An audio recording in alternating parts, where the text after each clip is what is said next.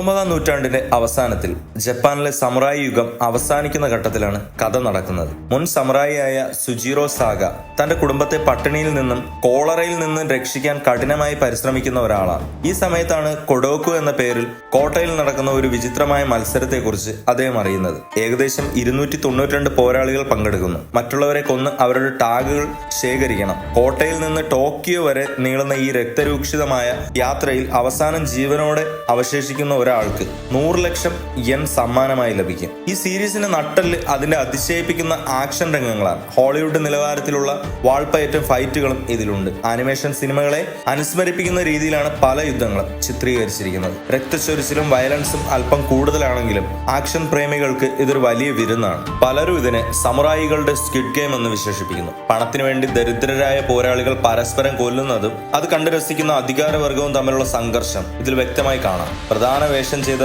ചുനുഷി ഒക്കാവോ മികച്ച പ്രകടനമാണ് കാഴ്ചവെച്ചത്. അദ്ദേഹം തന്നെയാണ് ഇതിലെ ആക്ഷൻ കൊറിയോഗ്രാഫിയും നിർവഹിച്ചിരിക്കുന്നത്. സുജീറോയോടൊപ്പം യാത്ര ചെയ്യുന്ന ഹുദാബോ, ഇറാഹോ തുടങ്ങിയ കഥാപാത്രങ്ങളും പ്രേക്ഷകരുടെ ശ്രദ്ധ പിടിച്ചുപറ്റുന്നുണ്ട്. ജപ്പാനിലെ ഗ്രാമങ്ങളും ക്ഷേത്രങ്ങളും പശ്ചാത്തലമാക്കിയുള്ള ദൃശ്യങ്ങൾ വളരെ മനോഹരമാണ്. 6 എപ്പിസോഡുകൾ മാത്രമുള്ളത് കൊണ്ട് തന്നെ കഥ വേഗത്തിൽ നീങ്ങുന്നു. കേവലം ആക്ഷൻ മാത്രമല്ല, സുജീറോയ്ക്ക് തന്റെ കുടുംബത്തോടുള്ള സ്നേഹവും ഇതിൽ വൈകാരികമായി അവതരിപ്പിച്ചിട്ടുണ്ട്. ഇതൊരു ചരിത്ര സിനിമയല്ല, മറിച്ച് ഒരു ഫിക്ഷൻ അല്ലെങ്കിൽ ഫാന്റസി കലർന്ന ആക്ഷൻ സീരീസ് ആണ്. അതുകൊണ്ട് തന്നെ യഥാർത്ഥ ചരിത്രം പ്രതീക്ഷിക്കുന്നവർക്ക് നിരാശ തോന്നാം. അമിതമായ രക്തച്ചൊരിച്ചിലും ക്രൂരതയും എല്ലാവർക്കും ഇഷ്ടപ്പെട്ടെന്ന് വരില്ല.